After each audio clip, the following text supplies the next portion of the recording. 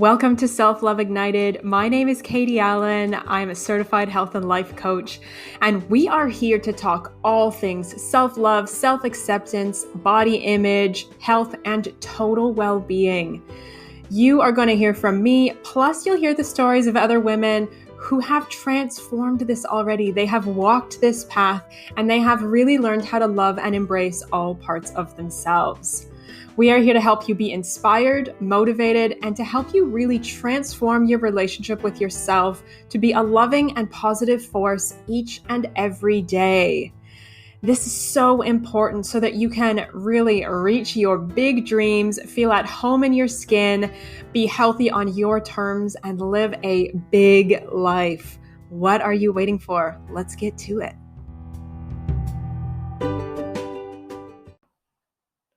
Welcome back to Self-Love Ignited. My name is Katie, and today we are talking about the 10 principles of transformation. Now, that's sort of a couple of big words, but these are 10 principles or paradigms or, sort of standards, baseline, like 10 agreements that you sort of have to make with yourself. And these are agreements that I make with every one of my coaching clients as we move through this work. As we do the work of self-love, as we do the work of body acceptance, as we do the work of transforming our health, these are things that essentially I like to invite you to take on board, to embody as we go through this work. And it makes the entire process easier and more fun and gives you a really nice container to work within so that when life happens and when you feel like maybe you are not on track or you feel like you have lost your momentum, these help you come back. So I want to just take a few minutes today and go through these 10 principles and explain to you what each of them mean, because I know that if you are on this self-love journey, wherever you happen to be, maybe you are right at the beginning, dipping your toe in the water, maybe you are pretty far down the track and you are just sort of, looking for like a pick-me-up. These are going to help you. Okay, so let's dive on in. Number 1, use curiosity over judgment. Any of my clients will tell you that this is something I like to hammer in again and again and again because it is so key. This is such a foundational piece. Essentially, it works because curiosity, like you cannot be curious and judgmental at the same time, is what it comes down to. One negates the other. They cannot coexist in the same place. And when we are working on self-love or when we are working on body acceptance, usually for the vast majority of people, there is a lot of judgment that happens within that space, right? A lot of judgment about ourselves, about our bodies. So if you are sort of agreeing to step into curiosity instead of judgment, that is going to be such a game changer for you. Because the whole idea with curiosity is that when you're curious, you are automatically open-minded. Because curiosity means you're going, oh, isn't that interesting? Oh, I wonder where that came from. I wonder where this belief came from. I wonder where this criticism came from. I wonder. And it just really has this open-minded thing where you are willing to look at things from a different point of view. Whereas being judgmental means that you have made a judgment and you are closed off, right? A judgment is this way, this is bad, this is wrong, I am wrong, my body is wrong, I should feel guilty, whatever it happens to be. But essentially, it means you have made a judgment and you are closed off to possibilities. So can you see how those two are really polar opposites? So that is why the first principle is to really use curiosity over judgment as often as possible and really get in the habit of this. Number 2 is that beauty, health, and confidence are possible at any size in any body. And this is so important. So often on this sort of self-love journey, not everybody, but many people feel that they need to change their bodies in order to love themselves, or in order to feel confident, or in order to feel happy, or in order to be beautiful. And the fact is that is just total BS. That is just not true. Because there are people that are a size 2 and that are absolutely gorgeous and confident and really healthy. And there are people that are a size 22 and that are gorgeous, confident, and healthy. It really doesn't have much to do with your body shape or your body type or even your level of ability. Really, it has everything to do with your mindset and how you are approaching yourself and your relationship to yourself and your body. So it's so key. Again, I like to really hammer this in that as we are on this self-love journey, as we are on this body acceptance journey, this is not about changing yourself so that you can meet some standard or so that you can finally be confident.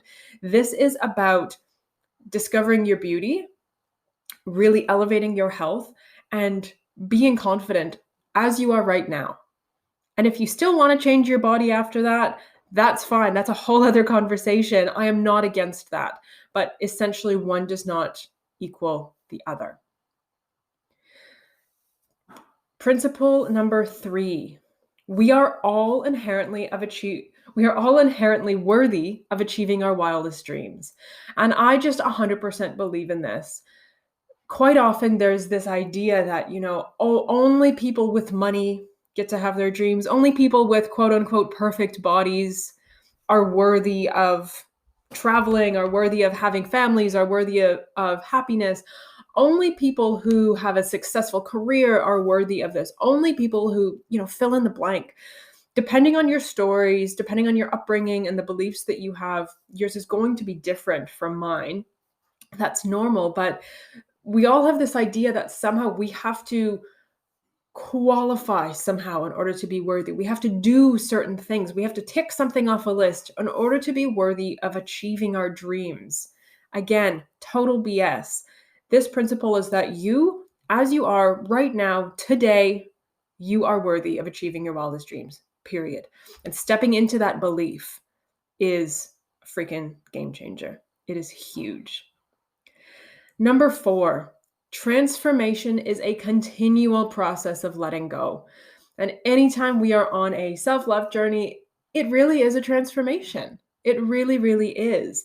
And I like to give the example of if you are moving into a new house, but maybe the old people left their couch and their TV and their coffee table in the living room.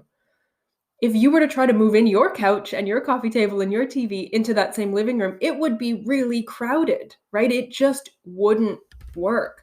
You have to let go of the old. You have to release the old stuff that doesn't belong there anymore, move it out in order for you to be able to move this new way of being in. So that really also means, if we look at this again from a self-love perspective, that might mean that you have to let go of the old stories. You have to let go of the old beliefs. You have to let go of old ways of being, of old habits. You may even have to let go of old friends, old relationships that are no longer serving you in order for you to transform into this person who you want to be, right? So this sort of process of transformation, it is a continual process of letting go little by little by little as you welcome new things in. Principle number 5, it all starts with a single step, a single step. And for you, maybe it's listening to this. Maybe this is that single step. Maybe this is your beginning. For others, that single step may just be admitting that you need help, admitting that you don't know how to do this, admitting that, there's perhaps certain people in your life or certain circumstances in your life that are not serving you anymore. Whatever that happens to be, everybody's single step is different, but everything starts, this whole self-love transformation starts with a single step. And it does get to be that simple. Principle number 6, there is never a downside for taking responsibility for your own experience. And this is a big one. I think for many people, it's easy to fall into sort of a victim mentality. And I know a lot of people don't really like that, but it's true. And essentially, when I say victim mentality, I mean pointing the finger and saying, this is somebody else's fault. I am this way because of what my mother did. I am this way because of what my partner said to me. I feel like crap about myself because I was exposed to eating disorders when I was in high school in my group of friends. I feel like shit about my body because of the media, right? Like, it's really easy for us to point fingers, and sometimes that's true. But that doesn't mean that you don't have to take responsibility for it, because you, as an adult here today, you have ultimate responsibility and ultimate control over your own experiences, over your own relationships, over your own emotions, your reactions, everything. And there really is not a downside for taking responsibility for that, for stepping up, being the leader in your own life, and saying, from here on out, my experience is my responsibility, period. There is no downside.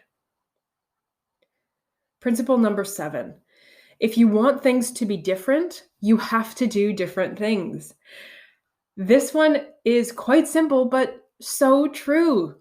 So often people really have this idea that they want to feel differently about their bodies or experience their days differently or move towards their goals in a different way, but they're not willing to actually do different things.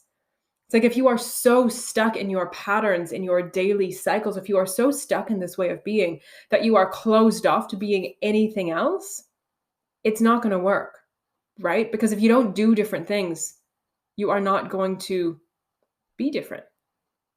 So if you want things in your life to be different, whether that's in your internal environment, your emotions, your feelings, or if that's in your external environment, you have to be willing to do different things to get there. Principle number 8. How people love, value, and respect you is a direct reflection of how you love, value, and respect yourself. And we see this one a lot. This comes up, it shows its face a lot in boundaries and in relationships. Essentially, another way of saying this is you teach people how to treat you. And if you treat yourself like crap, if you are always speaking down to yourself, if you don't hold yourself in high regard, if you don't respect your own boundaries, if you don't respect your own needs, if you are always sacrificing yourself for other people, the people in your life are going to see that. And I'm not saying they're bad people. I'm just saying that's like human nature, right? It's like a subconscious thing. It's what we see and we absorb. The people in your life are going to see that and go, oh, so I don't have to respect her. Her level is way down here, so I can go down there. Oh, I don't have to really value her because she doesn't really value herself. And her threshold for love is so much lower. And I'm not trying to say that this is anybody's fault or that this is, somebody else like taking advantage of you. This is essentially another way of saying there's never a downside for taking responsibility for your own experience. Like, you have to step up and take responsibility for loving yourself, valuing yourself, and respecting yourself first, because that is going to dictate how others in your life love, value, and respect you as well. Principle number 9. When in doubt, choose love and kindness. And I love this one because sometimes, especially when we're in a difficult situation, maybe it's a difficult, maybe you're in a relationship and it's really challenging. Maybe you are being triggered by something. Like, this is going to happen, right? That's normal. It's to be expected. And sometimes we can really easily jump to conclusions, jump to hurt, jump to anger, jump to judgment, jump to, oh, what's wrong with me? Jump to, oh my God, what is this person doing? What's wrong with them? Blah, blah, blah. And I really just like to say, when in doubt, choose love and kindness. Always assume that you have your best interest at heart and that other people have your best interest at heart and that people are genuinely good. And when you can choose love, when you can choose kindness, do it. And this could be as simple as, you catch yourself talking badly about yourself, when those old habits, those old patterns that can so easily happen inside our head. You look in the mirror, oh, I'm so ugly. Oh, I'm so fat. Oh, what's wrong with me? Whatever your internal dialogue is. Really, this is a catch yourself when that happens and say, oh, how can I choose love in this moment? How can I choose to be kind in this moment? And it might be as simple as saying, my body is what it is in this moment, and that's okay. Or change that dialogue. Yes, my body is maybe bigger than it used to be, and that's okay. I'm going to choose to be kind. I'm going to choose kind words, speak to myself with kindness in that moment. And then principle number 10 is really have fun and enjoy the process. Things can get so serious sometimes, and especially when we're talking about, deep-seated beliefs and thoughts that have been with you for a long time, and that can be really quite negative and really very triggering. This process, if you're not careful, can get incredibly deep and emotional. And yes, we have to go there sometimes, and we shouldn't be shying away from it. But also at the end of the day, it needs to feel good. It needs to be fun. And I really want to encourage you to enjoy the process, because that is how it's going to stick. And that is how this is going to get to be your new normal. So again, these 10 principles of transformation, these are things that I really encourage you to go over and consider for yourself. It may be worth doing a bit of journaling on. Maybe you don't agree with me. Maybe you actually think that one of those is not true and you think the opposite. That's cool. That's awesome. If so, I would love to hear from you over on Facebook or Instagram, wherever you prefer to be. Send me a message. Let me know. I don't agree with you. Or if you do agree with me, let me know, because we are all unique and we are all different. And you don't have to do things the same as everybody else. But these 10 principles are ones that I truly believe. These are principles that I live by. And these are principles that I use with my clients because they really create a solid foundation for your transformation into self-love. So I hope that you can take these and integrate them into your life and really embody them.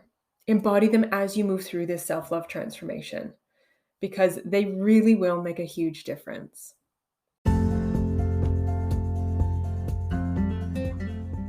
Thank you for being here and thank you for listening. If you have questions about what we talked about today, or if you don't agree with me and you want to have a conversation about it, hit me up on either Instagram or Facebook, whatever platform you prefer, and let me know. Let's talk. Also, be sure to hit the subscribe button so that you don't miss future episodes. Thank you for being here. Here is to you loving yourself.